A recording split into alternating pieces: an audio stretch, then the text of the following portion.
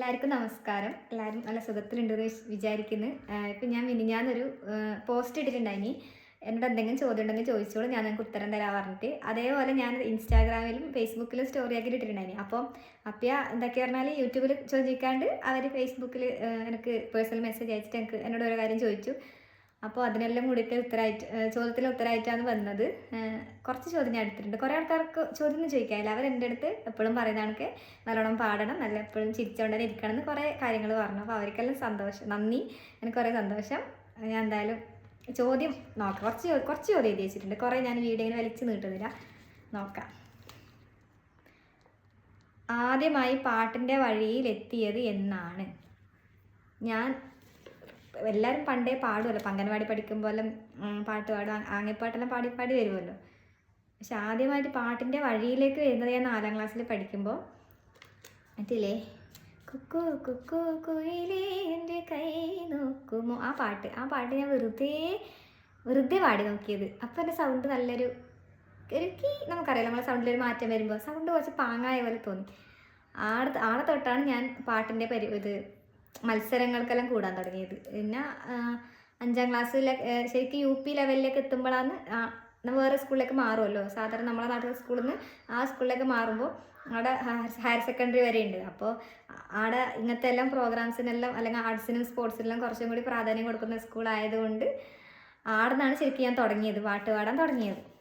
അടുത്തത്, അംഗൻവാടി വ്ളോഗ് സൂപ്പറായിരുന്നു, ഇനിയും അതുപോലെ ചെയ്യൂ.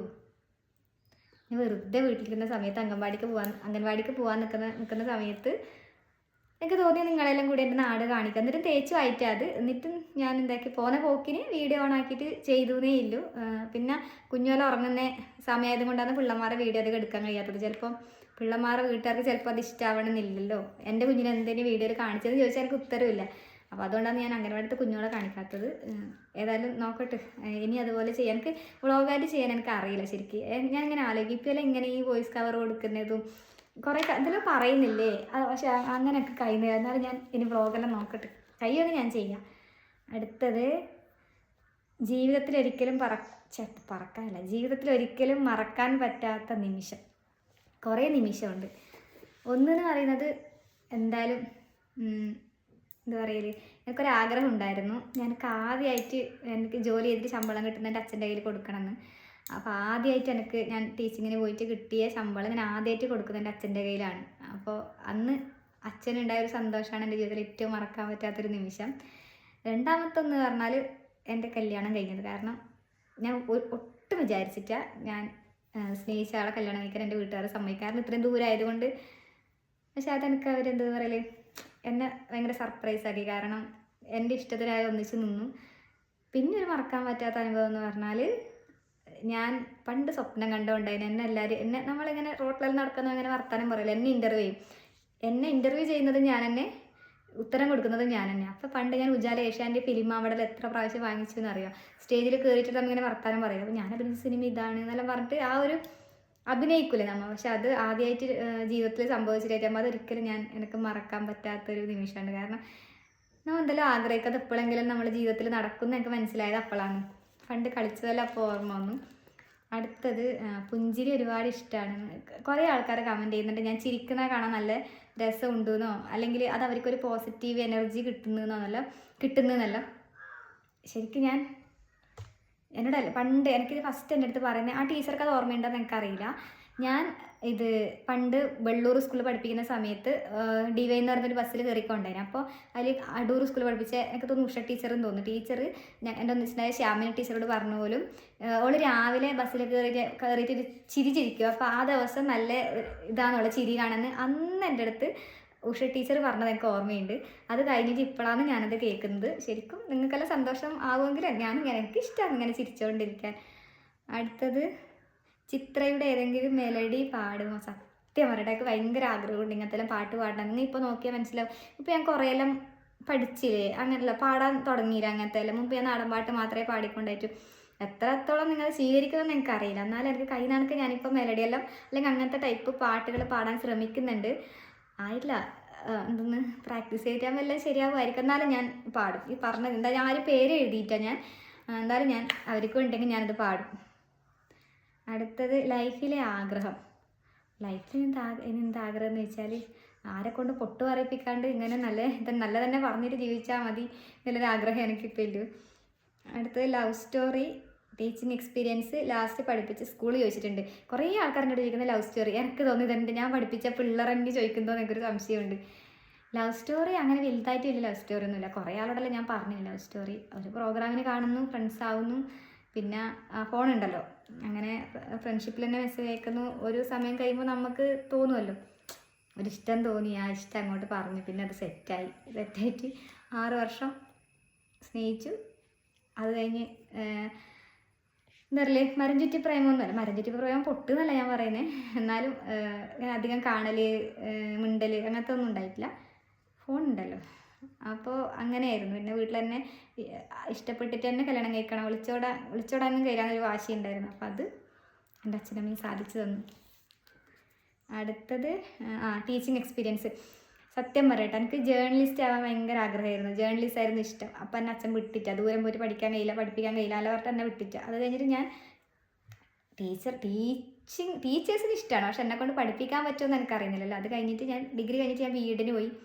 അപ്പോൾ അവിടെ നമുക്ക് ട്രെയിനിങ്ങെല്ലാം ഉണ്ടാവുമല്ലോ. അന്ന് തൊട്ടൊക്കെ ഭയങ്കര ഇഷ്ടമാണ്. കാരണം നമ്മൾ വിചാരിക്കുന്നതിനേക്കാളും കൂടുതൽ സ്നേഹം, റെസ്പെക്റ്റ് ഇതെല്ലാം കിട്ടുന്നത് ഒരു ടീച്ചറാകുമ്പോഴാണ്. കാരണം പിള്ളമാർ ടീച്ചറെ നിന്ന് വിളിച്ചിട്ട് വരുമ്പോൾ തന്നെ വേറെ തന്നെ ഒരു ഫീലാണ്. പിന്നെ അവസാനം പഠിപ്പിച്ച സ്കൂളെന്ന് പറയുമ്പോൾ അത് അങ്കടിവാവൂർ സ്കൂളാണ്. അങ്കടിവാവൂർ സ്കൂളിൽ 2 കൊല്ലം പഠിപ്പിച്ചു. ഇതന്നെ ടീച്ചിങ് എക്സ്പീരിയൻസ് പറയുമ്പോൾ കുറേ പിള്ളമാരുടെ സ്നേഹം അങ്ങോട്ടും കൊടുക്കുക, ഇങ്ങോട്ടും കിട്ടും. കുറേ എന്താ പറയല്, കുറേ എന്തെല്ലാം പഠിക്കാനുണ്ട്, കുറേ ജീവിതമെല്ലാം കേൾക്കാൻ കാണാം അങ്ങനെ. അടുത്തത് ടീച്ചർ എന്ന നിലയിൽ എങ്ങനെയാണ് ക്ലാസ്സിൽ കുട്ടികളായുള്ള സമീപനം? പാട്ട് പാടി കയ്യിലെടുക്കുമോ? ക്ലാസ്സിലെ കുട്ടികൾക്ക് ടീച്ചറിനെ പോലെ പാടാൻ കഴിയുന്നവരുണ്ടോ? നന്ദുവുമായുള്ള കൂടിക്കാഴ്ച. അതിൻ്റെ ഇടയിൽ നന്ദുവുമായുള്ള കൂടിക്കാഴ്ച ഞാൻ പറഞ്ഞു. ടീച്ചർ എന്ന നിലയിൽ എങ്ങനെയാണ് സത്യത്തിന് എൻ്റെ കുട്ടികളാണ് പറയേണ്ടത്, എങ്ങനെയാണ് ഞാൻ എന്നുള്ളത്. ഈ വീഡിയോ കാണുന്നുണ്ടെങ്കിൽ അതിൻ്റെ അടിയിൽ കുട്ടികൾ കമൻറ്റ് ചെയ്യണം എങ്ങനെയെന്നുള്ളത്. സത്യത്തിൽ എനിക്ക് ടീച്ചർ എന്നത് ടീച്ചറാണ്, പക്ഷെ എനിക്ക് അവരെ ഒരു ഫ്രണ്ടായിട്ടോ അല്ലെങ്കിൽ അവരുടെ ഒരു ഗൈഡായിട്ടെല്ലാം നിൽക്കാനാണ് എനിക്കിഷ്ടം. ഞാൻ എപ്പോഴും സ്റ്റാഫ് റൂമിൽ ഇരിക്കൽ ഞാൻ കുറവാണ്. പകരം ഞാൻ എൻ്റെ ക്ലാസ് റൂമിലായിരിക്കും. അപ്പോൾ എന്തെങ്കിലും പാട്ട് പാടി കളിക്കാനോ അല്ലെങ്കിൽ കുഞ്ഞോളെ കഥ കേൾക്കാനോ, അവർക്ക് എന്തെല്ലോ പറയാനുണ്ടാവും. ടീച്ചറെ അങ്ങും ഇങ്ങും ഒരാൾക്കൊരു കഥ പറയാനുണ്ടെങ്കിൽ അതിൻ്റെ ഒറ്റരാൾക്ക് വേറെതൊന്നും പറയാനുണ്ടാവും. അപ്പോൾ അങ്ങനെയാണ് ടീച്ചിങ്. പിന്നെ പാടാൻ കഴിവില്ല കുട്ടികളുണ്ടോയെന്ന് വെച്ചാൽ നമ്മളെക്കാളെല്ലാം നല്ലോണം പാടുന്ന കുട്ടികളുണ്ട്. എന്നിട്ട് അവരെല്ലാം വളർന്നു വരുന്നതേ ഇല്ല. നല്ല നല്ല സിംഗേഴ്സ് വളർന്നു വരുന്നുണ്ട്. നല്ലോണം പാടാൻ കഴിവില്ല കുട്ടികളുണ്ട്. ഞാനിങ്ങനെ അതിശയിച്ച് ഞാൻ പാട്ട് കേട്ടിട്ടെല്ലാം ഉണ്ട്. നമ്മുടെ അങ്കടിവാവൂർ സ്കൂളിൽ ഒരു ധൃതിയെല്ലാം ഉണ്ട്, അടിപൊളി പാട്ടാണ്. മറ്റേ സൂജു മല്ലികേ, ആ പാട്ടെല്ലാം പാടുമ്പോൾ എന്ത് രസം എന്നറിയാം. അടുത്തത് അതിലെന്നെ ചോദിച്ചത് ഇഷ്ടം തോന്നിയ വിഭവം. എനിക്ക് ഇഡലിയും മീൻകറിയും ഭയങ്കര ഇഷ്ടം. ഇഡ്ഡലിയും മീൻകറിയും, പിന്നെ കഞ്ഞി ഇഷ്ടം. കഞ്ഞി കൊണ്ടാട്ടം, മുളക് കൊണ്ടാട്ടം എല്ലാം കൂടി തിന്നാൻ ഭയങ്കര ഇഷ്ടം. അതിൻ്റെ ഇഷ്ടമുള്ള വസ്ത്രം എനിക്ക് ഭയങ്കര ഇഷ്ടം സാരി ഉടുക്കാനാണ്. സാരി ഉടുക്കാൻ ഭയങ്കര ഇഷ്ടം. അത് എനിക്ക് പാൻറ്റും ഷർട്ട്, അങ്ങനെ പാൻറ്റും ടീഷർട്ട് അങ്ങനത്തെ ഇടാൻ ഇഷ്ടം. പാവാടയും കുപ്പാടാൻ ഇഷ്ടം. പട്ടുപാവാട ഇടാൻ ഇഷ്ടം. എല്ലാ ഡ്രസ്സും ഇഷ്ടം. മാന്യമായ അല്ലെങ്കിൽ എനിക്ക് കംഫർട്ടെന്ന് തോന്നുന്ന എല്ലാ വസ്ത്രം ഇടാൻ എനിക്ക് ഇഷ്ടമാണ്. അടുത്തത് വിവാഹത്തെ പറ്റിയുള്ള ഡീറ്റെയിൽസ്. വിവാഹത്തിനെ കുറിച്ച് ഇപ്പോൾ ഞാൻ എന്തായാലും എടുക്കാൻ പറഞ്ഞല്ലോ. ഇനിയിപ്പോൾ ഡീറ്റെയിൽ ആയിട്ട് നിങ്ങൾ പറയണമെങ്കിൽ നന്ദു അടുത്ത് ഞാൻ പറയാം. നന്ദുവിനെ കുറിച്ച് പറയുന്നുണ്ടെങ്കിൽ എന്താ പറയില്ലേ, ഞാൻ നമ്മൾ ആഗ്രഹിക്കില്ല ഇങ്ങനെ ഒരാൾ ആയിരിക്കണം നമ്മുടെ ജീവിതത്തിലേക്ക് വരേണ്ടതെന്നല്ലേ ആഗ്രഹിക്കുമല്ലോ. അപ്പോൾ ചിലപ്പോൾ എല്ലാവരും പറയും പ്രണയിക്കുന്ന സമയത്ത് ഇവർ വേറൊരു മുഖവും പ്രണയിച്ച് കഴിഞ്ഞതിന് ശേഷം വേറൊരു മുഖമായിരിക്കുന്ന ലിപ്പി പറയും. കുറേ ആൾക്കാർ പറയാൻ അനുഭവമുണ്ട്. മാത്രം അന്നും നന്ദു എന്നെ എങ്ങനെയാണ് ഉണ്ടായത്, എന്നെ ചക്കരെ പൊന്നെ തേനെന്നൊന്നും അന്നും വിളിച്ചിട്ടാ, ഇന്നും വിളിക്കുന്നില്ല. അതായത് ഇങ്ങനെ ഓവറായിട്ട് ഇങ്ങനെ സ്നേഹം കൂടുമ്പോൾ വിളിക്കുന്നല്ലാണ്ട് ഇങ്ങനെ സോപ്പിടുന്ന പോലെ നമുക്കൊരു അരോചകമായിട്ടൊരു വിളി ഉണ്ടാവില്ലേ, അത് അന്ന് ചിലപ്പോൾ അഭിനയിച്ചില്ലെങ്കിൽ ചിലപ്പോൾ ഇന്നൊക്കെ അത് കിട്ടിയിട്ടില്ലെങ്കിൽ ചിലപ്പോൾ എനിക്ക് സങ്കടമായിട്ട് മാറ്റം അറിയട്ടെ. മാത്രം അന്ന് എങ്ങനെ സ്നേഹിച്ചോ അതേപോലെ ഇപ്പോഴും സ്നേഹിക്കുന്നുണ്ട്. അന്ന് എങ്ങനെ എന്നെ കെയർ ചെയ്തു അതുപോലെ ഇപ്പോഴും കെയർ ചെയ്യുന്നുണ്ട്. ഒരു കുഞ്ഞിനെ പോലെ തന്നെ കൊണ്ടുപോകുന്നുണ്ട്. അങ്ങനെ നല്ലതാണ് നന്ദു. ഇപ്പോൾ എവിടെയാണ്? ഇപ്പം ഞാൻ മലപ്പുറത്തുണ്ട്. കാസർഗോഡ് 1 മാസം ഉണ്ടായിരുന്നു. ഇപ്പോൾ ഞാൻ മലപ്പുറത്തുണ്ട്. ഓണത്തിന് ഞാൻ പിന്നെയും കാസർഗോഡേക്ക് പോകും. പിറ്റത്തെ മാസം ആദ്യം വരും. പിന്നെ 1 മാസം ആദ്യം നാട്ടിലേക്ക് പോകും. അങ്ങനെയാണ് പ്ലാൻ.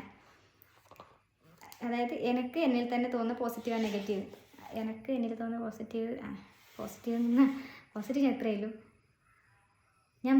ഞാൻ എല്ലാവരുടെ അടുത്തും ഞാൻ ഭയങ്കര കംഫർട്ടാവും പെട്ടെന്ന്. അതായത് ഭയങ്കരമായിട്ട് സംസാരിക്കും, നല്ലോണം സംസാരിക്കും. നിങ്ങൾ ഇങ്ങനെ കാണുന്ന കണക്കെന്നല്ല, ഞാൻ കുറേ വർത്താനം പറയുന്നത്. ഇപ്പോൾ നേരിട്ട് കണ്ടപ്പോഴേക്കെല്ലാം ഏകദേശം മനസ്സിലായിട്ടുണ്ടാവും. ഞാൻ കുറേ വർത്താനം പറയും, ഞാൻ എല്ലാവരുടെ അടുത്തും പെട്ടെന്ന് കമ്പനി ആവും. അതായത് എവിടെ കൊണ്ടിട്ടാലും ഞാൻ ജീവിച്ചോളും. അങ്ങനത്തേതാണ് എനിക്ക് പോസിറ്റീവായിട്ട് തോന്നുന്നത്. പിന്നെ നെഗറ്റീവ് എന്ന് പറഞ്ഞാൽ അത് തന്നെയാണ് നെഗറ്റീവ്. കാരണം എന്ന് വെച്ചാൽ ഞാൻ എല്ലാവരും വേഗം വിശ്വസിക്കും. ഇപ്പം എന്നോട് പറയുന്നത് നാളെ ലോകം അവസാനിക്കുമെന്ന് പറഞ്ഞാൽ ഞങ്ങൾക്ക് ടെൻഷനാകും. നാളെ ലോകം അവസാനിക്കുമോ, പെട്ടെന്ന് ഞാൻ ഒരാളെ ഞാൻ വിശ്വസിക്കും. എനിക്കങ്ങനെ മോശമായിട്ട് അങ്ങനെ അനുഭവം വന്നിരുന്നല്ല ഞാൻ പറയുന്നത്. പക്ഷേ എല്ലാവരും അങ്ങനെ എന്ത് പറയുമ്പോൾ അത് എല്ലാത്തിലും ഓവറായിട്ട് ആത്മാർത്ഥത കാണിക്കുന്നത് അത്ര നല്ലതല്ല എനിക്ക് തോന്നുന്നുണ്ട്. പിന്നെ ഒരു നെഗറ്റീവ് എന്ന് പറഞ്ഞാൽ ഞാൻ എന്തുണ്ടെങ്കിലും അത് മുഖത്ത് നോക്കിയിട്ട് പറയാം. എനിക്കത് മനസ്സിൽ വെച്ചിട്ട് പിന്നെ പെരുമാറാൻ കഴിയില്ല. എനിക്ക് എന്തെങ്കിലും ഒരു കാര്യം ചോദിക്കാനോ പറയാനുണ്ടെങ്കിൽ അപ്പോൾ അതിന് പെട്ടെന്ന് ഞാൻ ചോദിക്കും, പെട്ടെന്ന് പ്രതികരിക്കും. അപ്പം ഞാൻ ചിന്തിക്കുന്നില്ല ആ എതിരെ നിൽക്കുന്ന ആൾ അത് കേൾക്കാനുള്ള മാനസികാവസ്ഥയിലാണ്, അല്ലെങ്കിൽ അവരെ ചുറ്റുപാട് എങ്ങനെയാണ് ഞാൻ ചിന്തിക്കില്ല. എനിക്ക് പറയേണ്ടത് ഞാൻ പറഞ്ഞിട്ടായി. പിന്നെ മാത്രമല്ല അവരത് കേൾക്കുന്നില്ല, ചിലപ്പോൾ അവരത് പറയേണ്ട മാനസികാവസ്ഥയിലായിരിക്കില്ല. അപ്പോൾ അതിലിപ്പോൾ ഞാൻ കുറേ മാറി. ഇപ്പോൾ മിച്ചോടായും തോന്നുന്നേ. അടുത്ത് സിനിമയിൽ പാടാൻ വിളിച്ചിരുന്നു. സിനിമയിൽ പാടാൻ വിളിച്ചെന്ന് വെച്ചാൽ അന്ന് എനിക്കൊരു ഓഫർ വന്നിട്ടുണ്ടായിരുന്നു. മന്ദാകിനി എന്ന് പറയുന്ന സിനിമയിൽ പാടാൻ പറ്റുമോ എന്ന് വെച്ചിട്ട്. അന്ന് ആരെ കാലക്കേട് അല്ലെങ്കിൽ ആരേത് എനിക്കറിയില്ല. എനിക്ക് അന്ന് പാടാൻ കഴിഞ്ഞിട്ട് അന്ന് എനിക്ക് സൗണ്ടിൽ ഒട്ടും കഴിയുന്നുണ്ടായിട്ട്, ഒട്ടും സൗണ്ട് പുറത്തേക്ക് വരുന്നുണ്ടായിട്ട്. അപ്പോൾ അവർക്ക് ആ സിനിമയിൽ ഷൂട്ട് ചെയ്ത് വെച്ചതുകൊണ്ട് പെട്ടെന്ന് അത് പാടി കിട്ടാനുള്ളത് കൊണ്ട് എനിക്കത് പാടാൻ കഴിഞ്ഞിട്ടാണ്. നോക്കാം, സിനിമയിൽ അവസരം കിട്ടിയാൽ നമുക്ക് പാടാം. ഇതുവരെ സംസാരിച്ചിട്ടില്ല, പരിചയപ്പെടാൻ ആഗ്രഹമുണ്ട്. ഞങ്ങളുടെ കമൻറ്റുകൾക്ക് ആത്മാർത്ഥമായാണോ പ്രതികരിക്കുന്നത്? ആരാധകർക്ക് വേണ്ടി ഒരു ദിവസം ഓൺലൈൻ ലൈവിൽ വരാമോ? സത്യം പറയാം, ഞാൻ കുറേ സത്യം പറയാമെന്ന് കുറേ പറയുന്നുണ്ടായിരുന്നു, വിചാരിക്കേണ്ട. എനിക്ക് ആത്മാർത്ഥമായിട്ടാണെന്ന് പറഞ്ഞാൽ നിങ്ങൾ ശ്രദ്ധിച്ച് നോക്കാറില്ല, ഞാൻ എല്ലാവരും കമൻറ്റ് ഞാൻ വായിക്കും. എനിക്ക് വായിക്കാണ്ടൊക്കെ ഉറക്കമില്ല. വായിച്ചിട്ട് ഞാൻ നല്ലതായാലും മോശമായാലും അതിന് തിരിച്ച് റിപ്ലൈ കൊടുത്തിട്ട് ഞാൻ നിൽക്കില്ല. കാരണം എന്താ പറയല്, എൻ്റെ പാട്ട് കേട്ടിട്ട് എനിക്ക് വേണ്ടിയിട്ട് ഒരു കുറച്ച് സമയം നിങ്ങൾക്ക് ചിലവഴിക്കാൻ കഴിയുമെങ്കിൽ നിങ്ങൾക്ക് വേണ്ടി അത്രയും സമയം ചിലവഴിക്കണ്ടേ. കാരണം നിങ്ങൾക്ക് വേണമെങ്കിൽ പാട്ട് കേട്ടിട്ട് മിണ്ടാണ്ട് പോകും, പക്ഷെ നിങ്ങളുടെ അഭിപ്രായം രേഖപ്പെടുത്താൻ കുറച്ച് സമയം എനിക്ക് വേണ്ടിയിട്ട് മാറ്റി വെക്കുന്നില്ല. ഇപ്പോൾ നിങ്ങൾ എല്ലാവരും എന്നെ കാണണം, പരിചയപ്പെടണമെന്ന് പറയുന്നുണ്ട്. കുറേ ആൾക്കാർ നേരിട്ട് കാണുമ്പോൾ ഇങ്ങനെ എന്തെല്ലോ സ്നേഹം കാണിക്കും, ഇങ്ങനെ ഭയങ്കര സ്നേഹം കാണിക്കും. ഞാൻ ശരിക്കും അവരെല്ലാം എന്നെ കാണുന്ന എക്സൈറ്റ്മെൻറ്റിൻ്റെ അപ്പുറമാണ് എനിക്ക് അപ്പയുടെ കാണുമ്പോൾ. കാരണം ഞാൻ കുറേ ആൾക്കാരൊന്നും എനിക്കറിയില്ല, കുറേ ആൾക്കാരെ ഞാൻ കണ്ടിട്ടും കൂടിയില്ല. നേരിട്ട് കാണുമ്പോൾ എനിക്ക് ഇപ്പോഴും ഓർമ്മയുണ്ട്, എൻ്റെ കല്യാണത്തിന് തിരുവനന്തപുരത്ത് നിന്ന് ഒരു ടീച്ചർ വന്നിട്ടുണ്ടായിരുന്നു. എന്നോട് ഞാൻ വരട്ടെ അല്ലെങ്കിൽ ഞാൻ വരുമെന്ന് പറഞ്ഞപ്പോൾ ഞാൻ വിചാരിക്കുന്നില്ലല്ലോ വരുന്നത്. എനിക്ക് സ്റ്റേജിൽ കയറിയിട്ട് മോക്ക് എന്നെ മനസ്സിലായി, ഞാൻ തിരുവനന്തപുരത്ത് നിന്ന് വരുന്നതാണ്, ടീച്ചറാണെന്ന് പറയുമ്പോഴാണ് എനിക്ക് മനസ്സിലാകുന്നത് എന്നെല്ലാം സ്നേഹിക്കാൻ ഇത്രയും ആൾക്കാരുണ്ട്. അപ്പോൾ ഞാൻ നിങ്ങളുടെ ആത്മാർത്ഥത കാണിച്ചിട്ടെങ്കിൽ ഞാൻ കാണിക്കുന്നതിൽ വെറും നാടകമായിപ്പോവും. അതുകൊണ്ട് ആത്മാർത്ഥതയോടെ തന്നെയാണ് ഞാൻ എല്ലാവർക്കും കമൻറ്റ് തരുന്നതും നിങ്ങളെ മെസ്സേജ് ഞാൻ വായിക്കുന്നതും. അത് നല്ലതായാലും മോശമായാലും ഞാൻ ഉള്ളിലേക്ക് എടുക്കുന്നത് അതുകൊണ്ട് തന്നെയാണ്. വീട് എവിടെയാണ്? വീട് കാസർഗോഡ് കാടകത്ത് കൊട്ടംകുടി എന്ന് പറയുന്ന ചെറിയൊരു ഗ്രാമത്തിൽ, കുഞ്ഞു ഗ്രാമത്തിൽ. അടുത്തത്, പാട്ട് പഠിച്ചിട്ടുണ്ടോ അതോ ജന്മസിദ്ധമായിട്ട് കിട്ടിയതാണോ? ആരാണ് കുട്ടിയിലൊരു ഗായിക ഉണ്ടെന്ന് കണ്ടുപിടിച്ചത്? ആരാണ് അതിനെ മുന്നോട്ട് നയിച്ചത്? പാട്ട് പഠിച്ചിട്ടൊന്നുമില്ല. ഇപ്പോഴും പാട്ട് പഠിക്കണമെന്ന് ആഗ്രഹമുണ്ട്. ഇപ്പോഴും ഒന്നൊരു ആഗ്രഹം ഉണ്ടെന്ന് പറയുന്നതല്ലാണ്ട് ഞാൻ തുടങ്ങിയിട്ട. ജന്മസിദ്ധമായിട്ട് അമ്മ പാടും, പണ്ടേ അമ്മ പാടും. അപ്പം എൻ്റെ അച്ഛൻ്റെ എല്ലാം അതായിരിക്കും ഞങ്ങൾക്ക് 3 ആൾക്കും കിട്ടിയിട്ടുണ്ടാവില്ല. ഞാൻ പാട്ട് പഠിച്ചിട്ട. പിന്നെ ഞാൻ പറഞ്ഞിട്ടില്ല, ഞാൻ തന്നെയാണ് എൻ്റെ ഗായികനെ തിരിച്ചറിഞ്ഞത്. കാരണം ഞാൻ തന്നെ ഇങ്ങനെ പാടി ഒരു സുപ്രഭാതത്തിൽ നല്ല സൗണ്ട് എനിക്ക് തന്നെ തോന്നി. പിന്നെ ഞാൻ പാടാൻ തുടങ്ങി. പിന്നെ മുന്നോട്ട് കൊണ്ടുപോയത് വെച്ചാൽ അമ്മക്ക് ഭയങ്കര ഇഷ്ടം ഞാൻ പാട്ട് പാടാൻ കേൾക്കാൻ. അമ്മ എടുത്തു പറയുന്നുണ്ടെങ്കിൽ അമ്മ, പിന്നെ അച്ഛൻ, പിന്നെ അധ്യാപകർ, അറിയുമല്ലോ നമ്മുടെ കലോത്സവത്തിന് കൊണ്ടുപോകുന്നതും അങ്ങനെ എല്ലാ പരിപാടിക്ക് കൂട്ടുന്നതെല്ലാം അവരല്ലേ. അപ്പോൾ ടീച്ചേഴ്സ്. ഒരു കവിത പോലും പാടാൻ അറിയില്ല എനക്കും. ക്ലാസ്സിൽ കവിതാഭാഗം കിട്ടിയാലുള്ള അവസ്ഥ 4 വരിയെങ്കിലും ഈണത്തിൽ പാടാൻ ടിപ്പ്. സത്യത്തിൽ എനിക്ക് കവിത പാടാൻ ഭയങ്കര കവിത ചൊല്ലാൻ പാടാന്ന് പറയുന്നില്ല, കവിത ചൊല്ലാൻ ഭയങ്കര ബുദ്ധിമുട്ടാണ്. കാരണം ഇപ്പോൾ ആകെ 2 കവിത ചെല്ലുമ്പോൾ നമ്മൾ പാഠപുസ്തകത്തിൽ നോക്കുമ്പോൾ കുറേ സിനിമ പാട്ടിൻ്റെ ഈണത്തിലേക്ക് അത് വരുമോ നമ്മൾ ആദ്യം നോക്കും. ഇല്ലെങ്കിൽ നമ്മൾ അങ്കണത്തെ മാവിൽ നിന്നാദ്യത്തെ പഴം വീഴേ ആ ഒരു ടൂണ്. പിന്നെ ഇത് മാവേലി നാടുവാണിടും കാലം. അതിൻ്റെ ട്യൂണെല്ലാം എല്ലാ കവിതക്കും മാച്ചാവും. അല്ലാണ്ട് എനിക്ക് കവിതക്ക് എനിക്കറിയില്ല, എനിക്കേ അറിയുന്നില്ല. എന്നോട് കുറേ ആൾക്കാർ എഫ് ബിയിലെല്ലാം കവിത അയച്ചെന്ന് വെച്ചാൽ പാടുമെന്ന് ചോദിക്കുന്നത്. എനിക്കറിയാത്തത് കവിത ചൊല്ലാൻ അറിയാത്തതുകൊണ്ടാണ്. കവിത എനിക്ക് ഈണം കൊടുക്കാൻ എനിക്ക് അറിയുന്നേ ഇല്ല. അടുത്ത് നേരിട്ട് കാണാൻ പറ്റുമോ? നേരിട്ട് കാണാൻ പറ്റും. കാസർഗോഡതെങ്കിലും കാടകത്തേക്ക് അല്ലെങ്കിൽ കൊട്ടനീക്ക് വന്നാൽ മതി. മലപ്പുറത്തതെങ്കിലും ഇടവേങ്ങര, അച്ഛനമ്പലം, പടപ്പറമ്പ്. അത് ഏതെന്ന് ചോദിച്ചാൽ എനിക്ക് വഴി പറയാൻ അറിയില്ല. കാരണം ഞാൻ ഇവിടെ അങ്ങനെ പരിചയപ്പെടാനായിട്ടില്ല. എന്നാലും അച്ഛനമ്പലം, പടപ്പറമ്പ് വന്ന് കാണാം.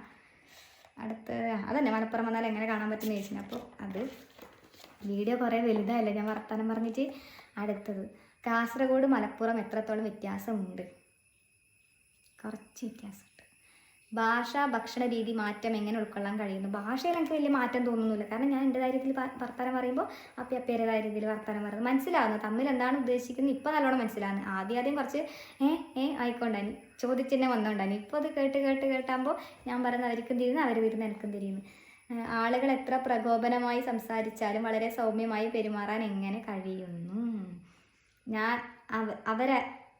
അവർ പ്രകോപിപ്പിക്കാൻ വേണ്ടി അയക്കുന്ന മെസ്സേജിന് ഞാൻ ഒരു അഭിപ്രായമായിട്ടാണ് വായിക്കുന്നത്. ചിലപ്പോൾ അവരിങ്ങനെ ദേഷ്യം പിടിച്ചിട്ട് പറയുന്നതായിരിക്കും, പക്ഷെ ഞാൻ ഇവിടുന്ന് ചിരിച്ചുകൊണ്ടാണ് അത് വായിക്കുന്നത്. അപ്പോൾ എനിക്ക് അവർ കാണുന്നു അറിയുന്നൊന്നുമില്ലല്ലോ. അവർക്ക് നല്ലത് പറയുന്നവർക്ക് മോശം പറയാനുള്ള സ്വാതന്ത്ര്യമുണ്ട്. അപ്പോൾ അവർ പറഞ്ഞോട്ടെ. അവർ പറയുമ്പോൾ അതിനെ ഞാൻ നല്ല രീതിയിൽ സ്വീകരിച്ചാൽ പ്രശ്നമില്ല.